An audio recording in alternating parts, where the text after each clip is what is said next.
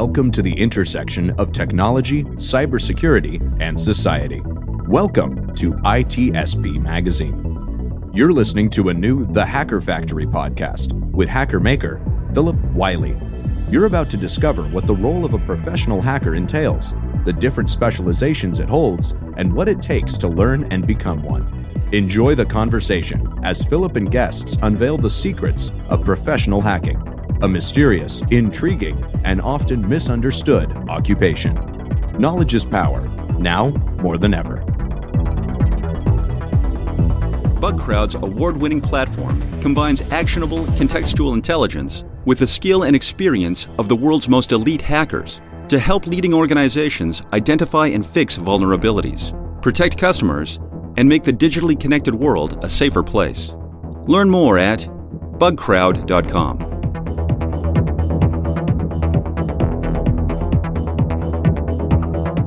Hello and welcome to another episode of the Hacker Factory podcast. I'm your host, Phillip Wylie, the Hacker Maker, and each episode I have someone sharing their unique story and tips on getting into the industry.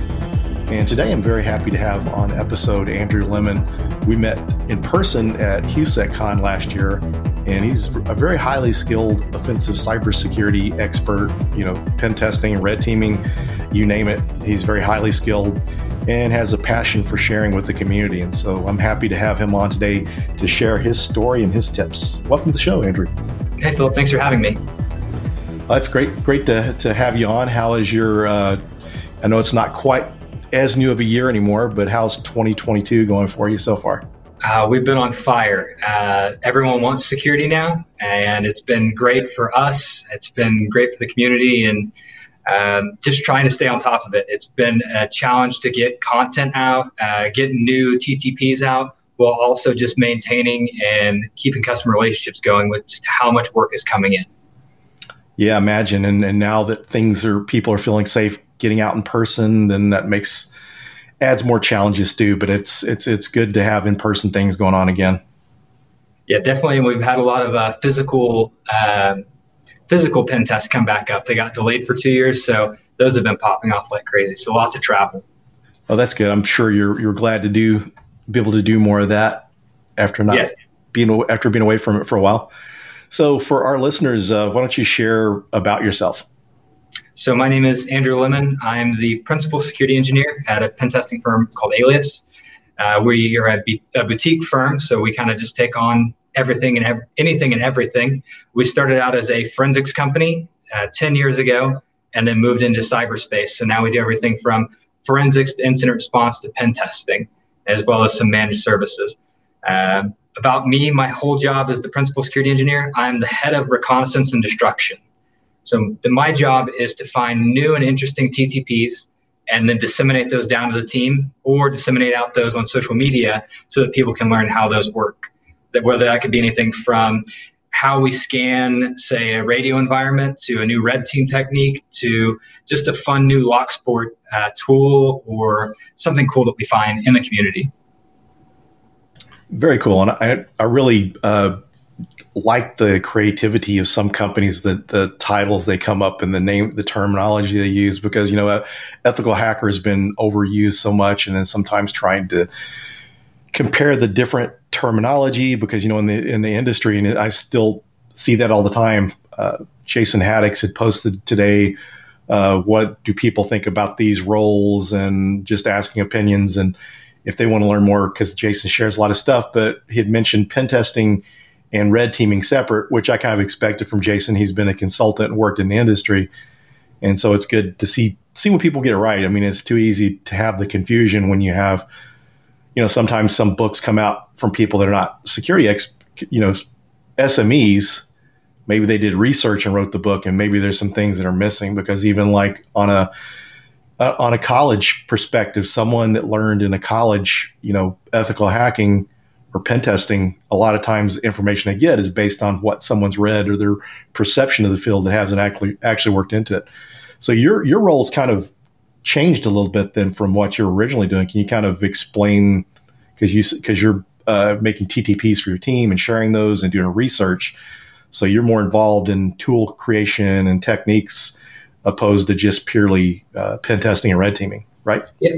So our CEO wanted to make sure that I had the environment to grow. And so he wanted to specifically call out and say, your whole job is to research and break things. And then also I got to a point where I was leading the team at that time. I built out a team and they were running fairly well. They were pretty autonomous, and it became overkill to have me on a pen test. So for now, generally what I do is I just serve as that escalation point. So if the team is on a pen test and they're struggling and they say, hey, we can't get any creds, I'll drop in and I'll get domain admin and then parachute out. Or, hey, we're stuck on this. I found this one bug I want to exploit. I'll drop in and say, here's how you set up burp. Here's how you configure that flag. Here you got the hash, and then I bail out. So most of my role now is kind of just I'm that next tier in the event of things going really wrong, or when a big client, say, gets breached, or someone who has an incident retainer with us. I'm usually the first boots on the ground to kind of set the stage for our incidents, how that's going to be responded to, and then I build out the recovery plan. So for the most part, I am building and disseminating. Oh, that's very cool. I'm sure it's got to be kind of a nice change, because sometimes, unless you got a lot of variety in testing, sometimes things can be kind of repetitive and get boring. So that's pretty cool. Yeah, I get to always chase the new and interesting stuff and figure out how to break it better.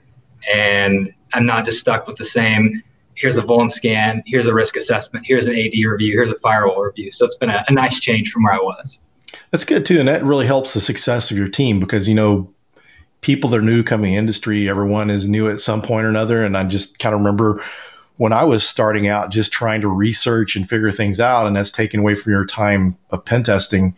And there were people to rely on, but sometimes they were too busy to help. But to have someone to do that, and just one of the things I see is a shortcoming of a lot of companies, especially like their internal resources, is not keeping a good wiki or repository of things. You know, you figure out how to validate a certain finding, you're going to document that, you know how to do it. But if you don't share it, then everyone that comes on new has to figure it out all on their own. They're taking all this time. People have different ways of doing it. Doesn't necessarily you have to have just one specific way, but documenting that makes more efficient time of your practitioners, as well as helps bring them up to speed quicker. Yeah, we've gone as far as recording videos for certain specific tasks along with the commands. Then we can pass on to the team and say, hey, review this video, or look at this, or skip to 237 of this video to see why you're failing at doing X, Y, or Z. So that's been kind of cool for us. We do internal training once a week where I actually sit everyone down and teach them some new concept that maybe they don't know. That's very good. That's great. More companies need to do that. And, you know, training doesn't always mean sending someone out for training. You know, there's some things I'm sure that you're teaching that we can't find out there in anyone's online training.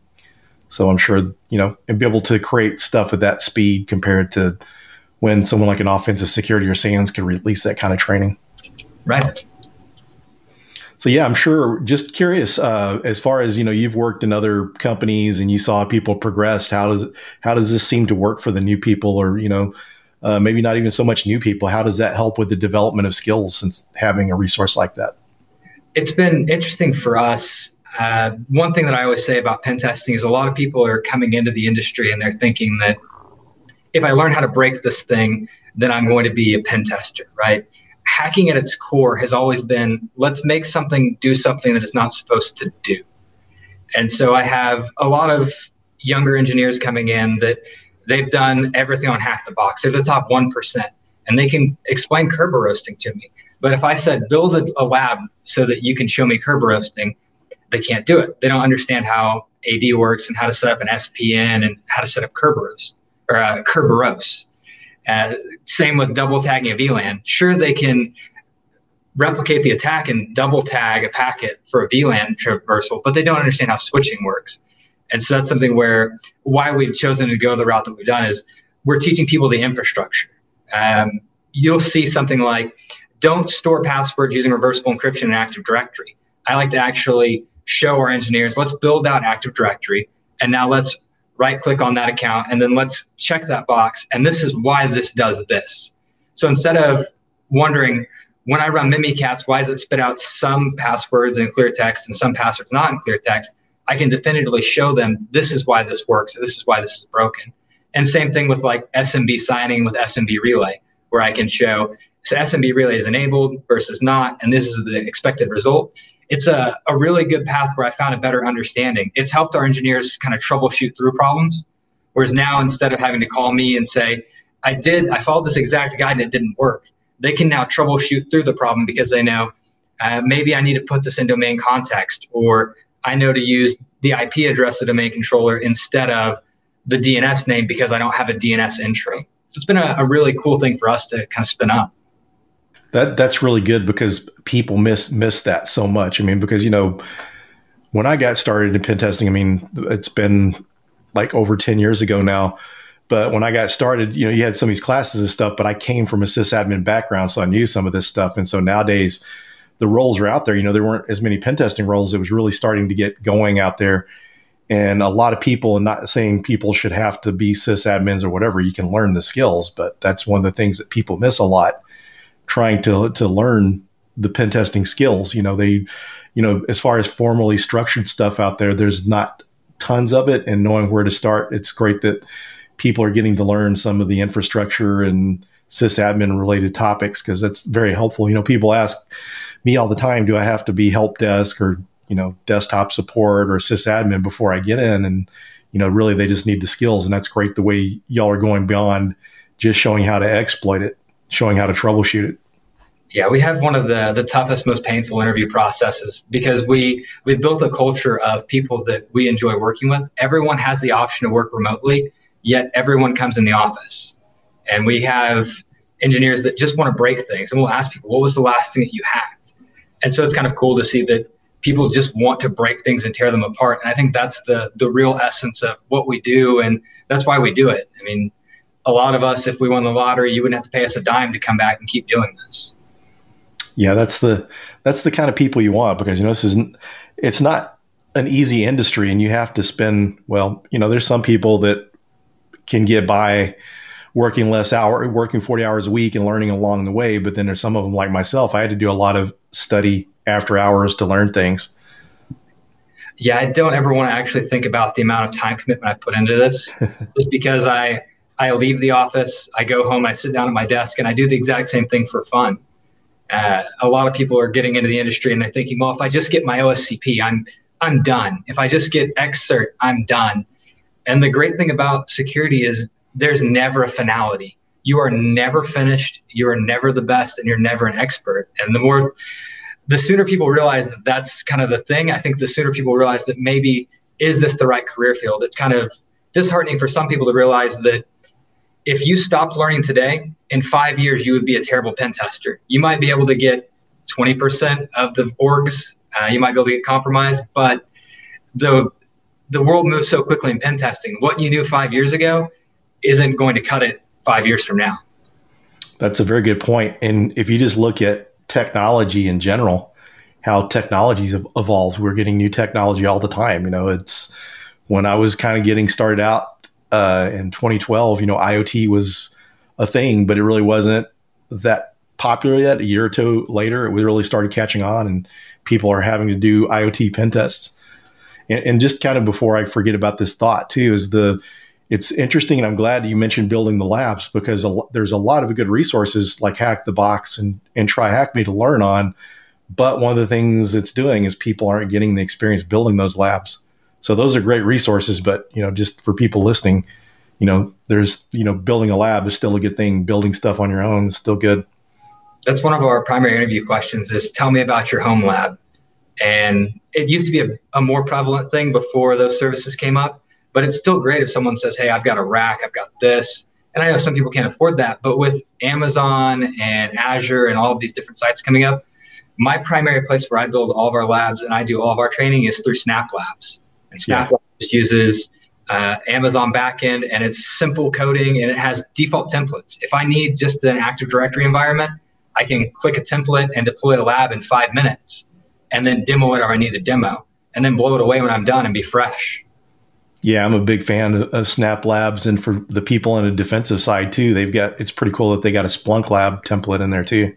I've actually regularly used that detection lab as a way to blow up malware and see what happens. And then I know it's not bad in my environment. Or when I get spam calls from Microsoft that they want to remote in, I like to let them drop into a lab there and have some fun with them. Yeah, one of the things I like too that you mentioned too, and maybe you could describe this for our listeners, is you mentioned, breaking things, making things work the way they were unintended. Could you kind of describe the true meaning of hacking and that origin? Because a lot of times people miss that and jump into what the media has coined as hacking, which everyone figures it's cyber related or something along that lines. Could you kind of share with our listeners some details on what hacking is and the origin? I may take it super old school, but I come from reading the 2600s and all the older books. But hacking in and of its core is just making something do something it wasn't supposed to do.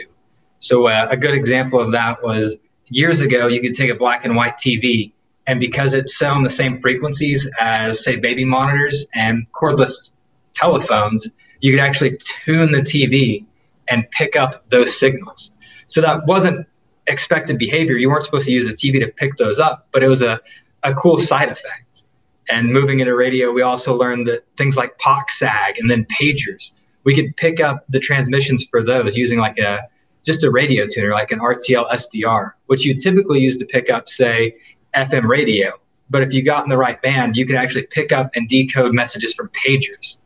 And just moving that all the way forward, that's the essence of hacking. Like a buffer overflow is, I'm going to send a bunch of data to a service to get it to overflow into an area of memory and then execute my code, usually, to do something the application wasn't intended to do. It's the same thing with coercing Kerberos from a domain controller, or like using Responder to say, hey, send me your credentials using MDNS because you don't have a DNS record for that. Yeah, very cool. And one of the things that, for our listeners too is, and it's as easy to kind of catch on the original meaning, when you see these colleges and these different companies having hackathons, it's always coding related. It's not typically anything in the tradition, in the sense of what we view hacking today. But so that was a great explanation, especially the stuff with the radio stuff. And that's, when you mentioned going old school, I didn't know how far you're going to go back with that, but that's relevant enough that people are using baby monitors. And I got to do a SANS ICS pen testing class once, and we got to play around with some radio frequency stuff. We were able to pick up the mic from the next room over where the instructor was giving a lecture. We were able to pick that up. So that's pretty interesting stuff that a lot of times people don't get exposed to. And it's good to be able to go to these hands-on conferences like your DEF CONs, Wild West Hacking Fest, and the such, that you can actually get in and get to learn some of these different things. Yeah, what's old is really new again. Before we couldn't, everything was really easy and EDR wasn't what it was, but the world's moving to side channel attacks. It's just a matter of time before the EDR and the machine learning maybe finally beats us. I don't have a lot of stake in that, but I'm also planning my side channel attacks just in the event where I can start listening to processors or maybe inserting code in new and unique ways. That's a great idea. And I'm sure it will help your company be even more, continue the success doing those type of attacks. So we kind of mentioned, kind of talked about what you do. Could you share how you kind of got started in the industry? What's your origin story? What kind of got you into working in offensive security? We'll start way back again. My dad was a Novell admin, and back then he was testing for his MCSE. And where most kids, their dad would read them like bedtime stories like Goodnight Moon or Corduroy, my dad would read me MCSE and Novell documentation. So by 11, I was doing Novell work with my dad, which I didn't think would ever pay off. But in high school, we ran Novell. That was awesome for me. I got my A+. I was a terrible 2.5 GPA student. It's not that I'm unintelligent, it's just that I was unchallenged. And I scraped by to get out of high school. I did a little bit of college, and I had my A+, and I said, I won't work for less than $18 an hour. And this was back in 2009. And I held that pride, $18 an hour, for about a month. And I'm like, I would really like some money. And I think at one point I was just like, I will work for minimum wage. Just give me any computer job. So I got hired on for a help desk role supporting Boeing. And it was just as a contractor. And within the training, I'd mentioned that I knew Linux. I just passively mentioned Linux. Well, someone took that and heard Unix and said, "Oh, you know Unix," which then led me to get hired on to be a Unix admin. So I spent a lot of time as a Unix admin,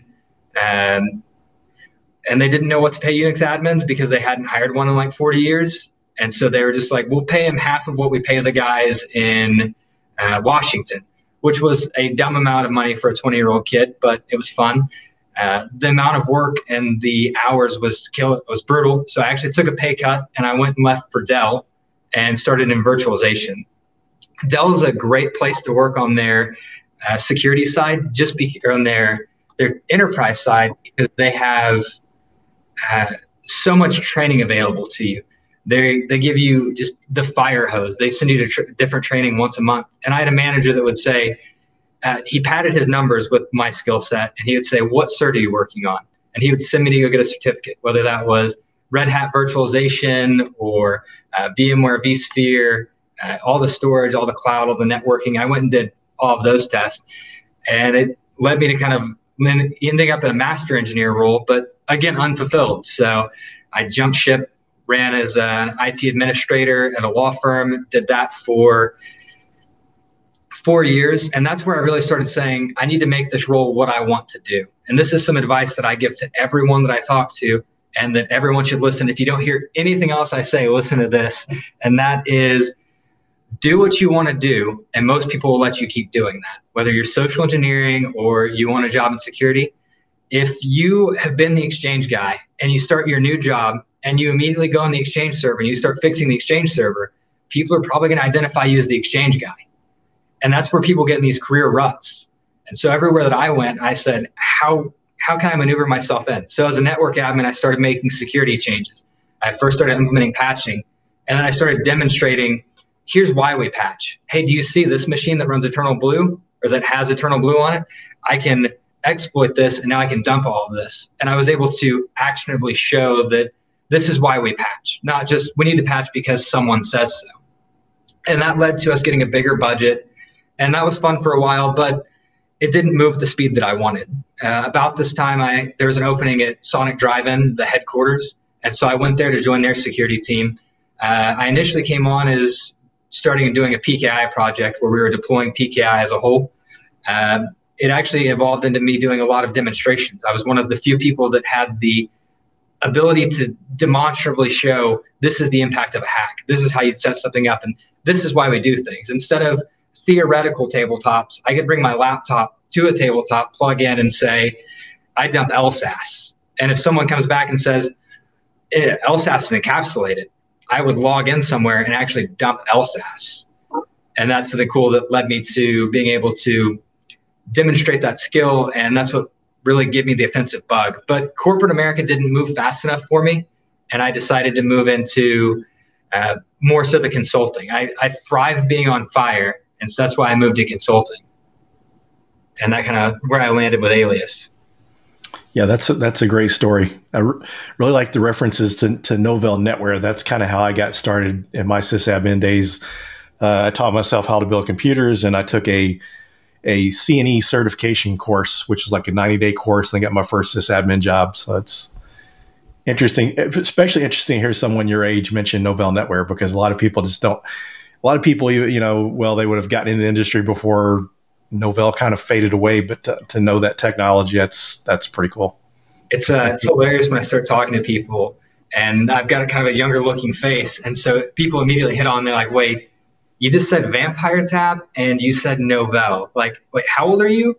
Or you mentioned dialing into a BBS, and then they're very confused. So it's interesting to throw off the old timers as well as the young guys with the back in my day stories. Yeah, that's pretty cool. Very, very good background, and good that, we don't hear so much, or, there's been a couple stories on here where people's dads were in IT or into technology or something. So was cool that you had someone to kind of inspire you to kind of get some ideas of things in the industry from. So that's pretty cool. And I really love the statement you make about making the job what you want it to be. And some of the most successful people I know of have done that. I've got a former coworker that when he came work for the company, he was in security, but he was a really good sysadmin, really good at figuring things out. And he basically took, doing basic compliance pen tests all the time and went above and beyond, and now he's doing specialty type pen tests and not doing the compliance stuff. I've just found that, like I said, even within social engineering, when I'm on site on a physical and someone says, hey, you can't do that, I just keep doing what I'm doing, because most of the time people are used to just saying stop, and then they expect a certain result. I kind of just keep going until I'm told to stop. And I've been told in multiple roles things like, Lemon, listen, we love everything you did, but when you find a vulnerability, you should schedule a meeting and talk to the global risk and compliance team along with the director. And then we can decide whether it goes on the risk register instead of sending it via email to everyone, which was a great one. Or another great comment that I got was, Lemon, you really have to stop escalating yourself to domain admin to get things done. And I asked specifically for that one in writing because I wanted to frame that quote. It was the most hilarious.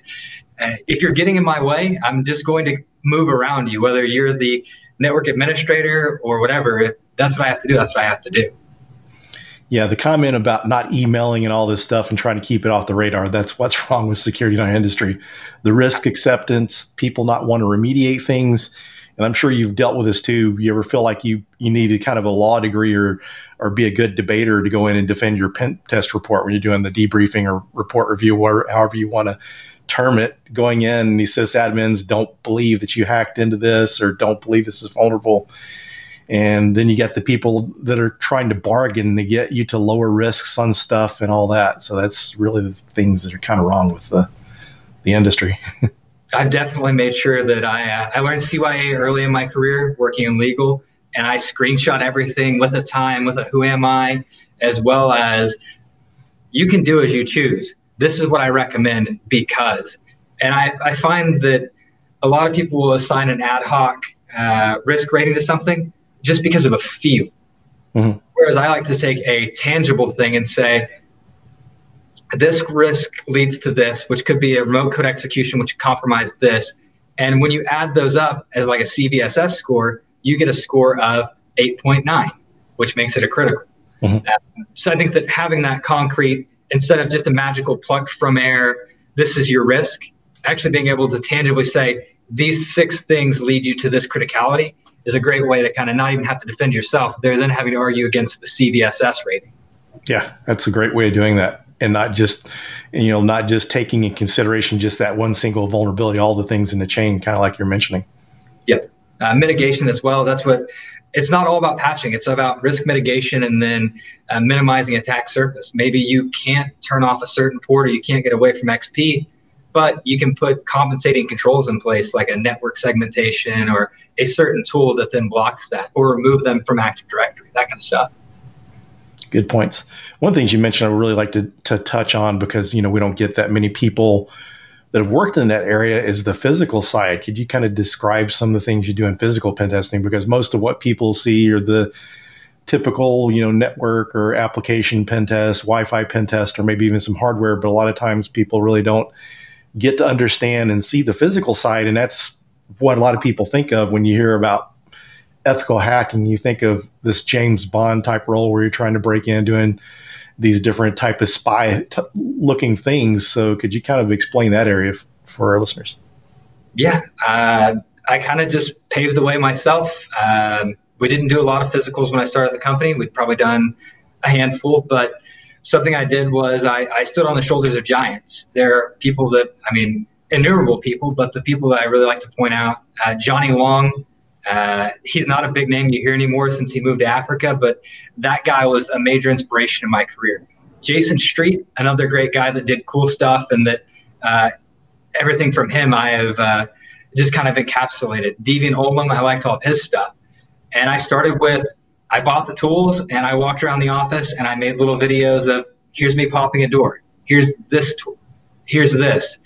And then I took that a step further of, we started doing risk assessments, and I said, well, let's do a physical walkthrough. And I would, hey, here's how I can manipulate this door, and here's how I can do this.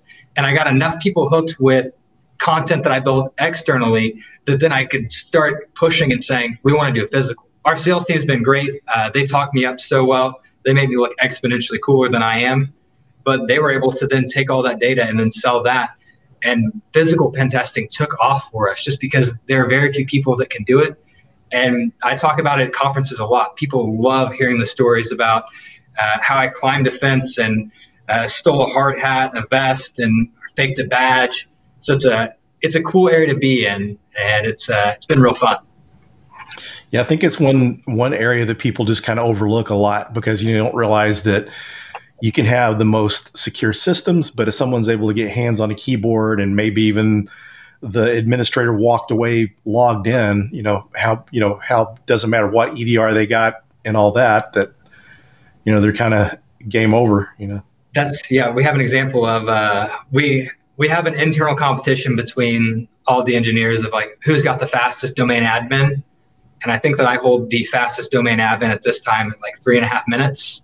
That was breaking into a bank, walking past everyone into my point of contact's office who had left to go get a haircut, and they left their computer unlocked. It's just cool stuff like that ends up being fun. And we use the physical stuff on red teams all the time, actual real red teaming as opposed to, say, just pen testing, where we have a goal and a flag. I will drop a box. I would much rather drop a box that's got all my tools on it and throw it in the ceiling than try to get a Cobalt Strike beacon dropped on a network. Very cool. Yeah. So have you robbed any of the wrong banks like Jason Street? I have never robbed the wrong bank. Every physical pen tester I've ever talked to has that story of the time they broke into the wrong thing. I do not. The most interesting one that I got was a little nowhere town that served all of the nowhere towns around it. So a very big bank in the middle of nowhere. I did have a run-in with the security guard that had his hand on his gun, but that's about as exciting as it's ever gotten for me. Yeah, that would be scary. I was asked to do a physical pen test back in my consulting days and turned it down because it was in a town right across the Texas-Mexico border. And when I looked at the details of the engagement, they were saying that the person needed to be bilingual, needed to speak Spanish. I didn't speak Spanish. And then they said that they send you with an armed bodyguard. And that was enough for me to say no. So we have a similar engagement, exact same story where the country is not a great country. The crime rate is like 75%. And I'm driven to the middle of nowhere by armed security who escorts me. And armed security gets to kick back in the Jeep, watch me break into a facility that's guarded by armed guard. And I'm supposed to, I don't speak the language. I don't speak Portuguese. So it's a fun thing to, yeah. Yeah, talk about pressure. No pressure at all. I asked about can we get a bulletproof vest for this one? I haven't had too many fears, but I think this one I'm like, yeah, this one needed a bulletproof vest. Yeah, when you're in another country and you can't explain yourself, that's just a bad situation. And some countries, the way they deal with crime is a little more harsh than here in the U.S. Yes. Yeah. Shoot and ask questions later. So that, right. So that's pretty cool. So we know we've discussed your background and some awesome stuff that you shared with us. So what would be your tip for someone that wanted to get started in the industry? Network. Yeah, talk to everyone. I have people hit me up on LinkedIn all the time. Please hit me up on LinkedIn. If you're in Oklahoma, come shadow. But network. Nepotism and flattery gets you everywhere in this community. I'd rather hire a face that I know, that I see that passion. If you're constantly popping up in my life, I'm going to think that you really want to be here. And that's the people that I'm trying to hire. We don't necessarily, I'll take passion over talent because I can teach someone to do this, but I can't teach someone to be passionate. I'll take the passionate, maybe less skilled over the brilliant jerk any day. So one, do your networking, and two, do your study. But again, also understand that there is never a finality. You are always going to be learning. If you're always continually learning, you'll be good. And that's things that I ask people. That's easy interview question that I ask to weed people out. What's the coolest thing you've ever hacked? If you've never hacked anything, you probably aren't going to be a good fit. You should at least have something like Hack the Box, or, hey, I played with this. I made this game do this. I did CVE hunting from things I downloaded on SourceForge. And then another thing I ask is, what's the coolest thing you've heard about in security this week? Because that also shows me passion. Again, for us, we want to work with people that want to work and be in the industry. We want people to get excited when we find new pwns or new exploits. If you aren't jumping up and down excited, it's just a job for you. It might be the wrong industry. You have your place maybe in a big four, but your boutiques, we all want to be here. Yeah, and that's some good points there, because people have, learned about the cybersecurity industry, that there's a lot of good pay here, and some people come in that are not really, they want the job, but they really could care less about what they actually do. Absolutely.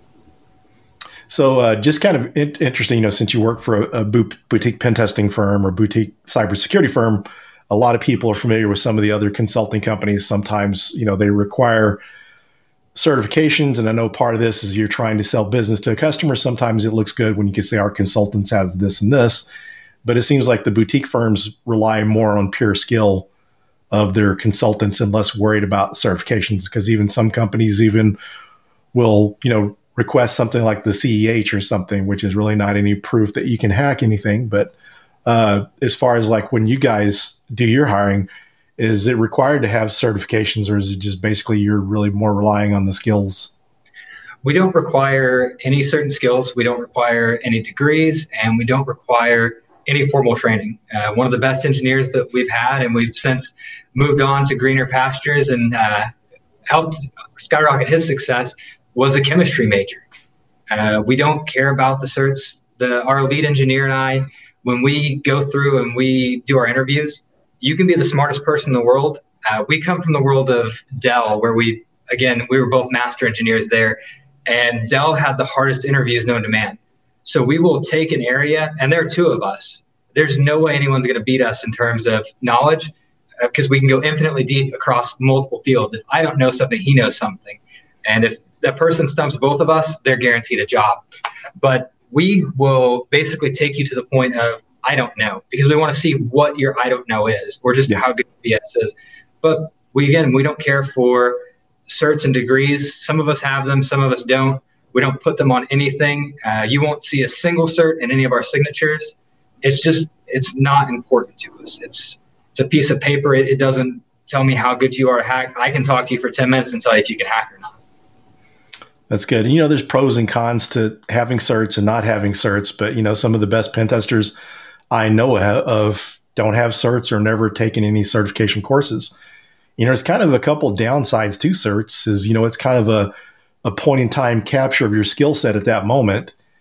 And then it's also kind of could be narrow scope. So if you're studying for, something like the OSCP, then there's things outside of that you're not studying that are important. And so it's just kind of people, the certifications have really, I don't know, I guess people really expect them more, or think some hiring managers or HR thinks they're more valuable than what they are. So it's really great to see companies that are focusing on the skills and not so much the certification. Yeah, I want someone that shows me something cool. Like if you've got a blog and you say, these are the cool things that I've done at a boutique, the problem with certifications is, like you mentioned, they are a subset of skills. We taught you how to do something at a certain time. The reason why we stand out over your traditional firms is because we do things differently. For example, if you hired a big four to do a pen test at a hospital, you may get a traditional pen test with everything. What we'll do is we'll take it a step further and we'll do radio frequency analysis. Do we get any pacemakers popping up? Do we get POC-SAG from pagers? It's whole encompassing, so that we're going to take things a step further. We're doing cool things where maybe we're trying to replay infrared pictures through a virtual webcam to bypass Windows Hello, because that's not something you're typically seeing. We want off-the-wall attacks that they don't conform to the normality, because when you get hacked, yeah, it's possible. The majority of your hacks are going to be a vulnerability that is known, but you're also going to get something off the wall. So it's cool to bring that to the table and kind of that outside the box thinking. And that's where when we have people that are passionate, that don't have any formal training, they haven't been trained in a way that this is how things are supposed to work. So they don't know. If they've got to figure everything out on their own, they can learn something maybe I don't know, versus they learn the steps to get an exploit and now they know this exact way to do that. That's why we like the people that have taken the initiative or don't have the formal training, so we can kind of coach them and teach them how to go out and hunt these things. Very cool. So we're coming down towards the end of the show. Is there anything you'd like to mention or any shout outs you'd like to give before we end this episode? I guess there's one thing I didn't cover. That was kind of the incident response side. That's been a cool thing to deal with. I've had to work against Conti a lot. And this is, again, something cool about working for a boutique is it's not just pen testing all the time. We're dealing with ransomware and those hacks. And we've actually got to use the stuff that we learned from Conti and then play that back on pen test. So traditionally where a pen test is do X, Y, and Z, now we're doing the adversarial emulation and we're learning exactly from the adversaries. Like Conti got their playbook leaked. So that's kind of a cool step. And some people can look at, do your research and look at write-ups. Like, how did Conti hack things? Read through like own reports or reports where people have been breached. Read the breach reports and learn, how did someone actually get hacked? Because you'll find that your traditional hack the box and your try hack me, those labs will teach hacking, but maybe that's not actually what's happening. If I ask 5 out of 10 people how you hack something, someone will say, I get a local privilege escalation, get www user, escalate to root using a SWID bit escalation, and then I dump flag root.txt off the desktop, versus someone that says, I used SolarWinds serve you to then pivot to a server and then dump a token that led me to pivot to a domain controller. I think it's important to look at hacking as a whole. So look at it from who's actually doing what you want to do, right? If you learn CTF style, you might be great at CTFs, but you're not going to be a good corporate pen tester. And vice versa. If you're a good corporate pen tester, you're probably not going to be a good CTF guy. And then again, I just want to reiterate that levels and learning. Even myself, I know that I have to keep learning, and I've got 3 major goals. I like to throw them out everywhere. My first goal is I want to talk at DEF CON. That's been a dream of mine. I keep trying to put myself in these positions where I can talk to people, improve my public speaking. The next goal is get a CVE associated with me. And while I found some cool stuff, I'm still working because I don't want my first CVE to be a boring CMS. I want it to be something that's like a Samba RCE. I think that'd be cool. And then the third one is self-serving, and I only mention it because I hope one of your listeners can help me out. But at DEF CON, there was a guy that got paid to break into maternity wards and steal a fake baby. And so my goal is to steal a baby, a fake one, of course, but I just want to break into maternity wards so I can have that on the resume.